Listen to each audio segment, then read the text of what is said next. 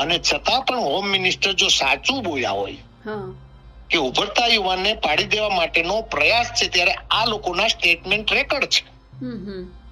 એમને કાઢી મૂકે ભાજપમાંથી, અમે ના નથી પાડતા, પણ આ દીકરીને બિચારીને આવડો મોટો પત્ર લખવો, મારી બિચારી નહીં કેવી જોઈએ, મારી દીકરી છે, આવડો મોટો પત્ર લખવો પડે. આટલા મોટા નેતાઓને, લગભગ 22 નેતાઓને કર્યું છે, ત્યારે આ નેતાઓની આંખ ઉઘડશે કે કેમ, એ મને શંકા છે.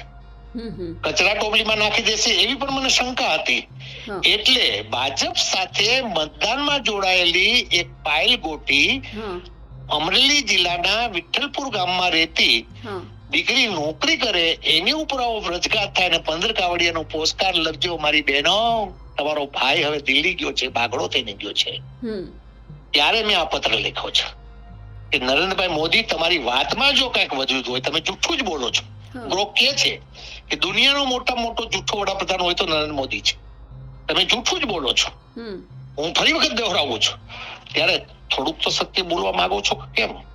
તમે પ્રથમ મુખ્યમંત્રી બન્યા હો તો અમરેલીની ધરતી ઉપર પ્રથમ વખત તમારી જાહેરાત થઈ છે. એ અમરેલીના વિધાનસભા વિસ્તારની કૌશિકભાઈને મત આપનારી એક દીકરી, એજ્યુકેટેડ દીકરી, જે પોતાના આખા પત્રમાં વર્ણવેલી કથની, મને ખરેખર એમ દુઃખ થયું છે, મારા દિલને દુઃખ થયું, મને આઘાત લાગ્યો છે.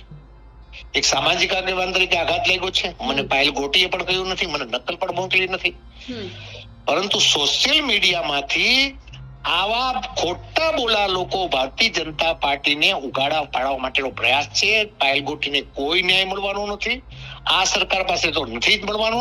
થોડી ઘણી આશા છે કે ન્યાય કોર્ટમાં ન્યાય મળશે કે કેમ, એ અત્યારે હું કહેતો નથી, કારણ કે પોલીસ શું રિપોર્ટ કરે ખબર નથી.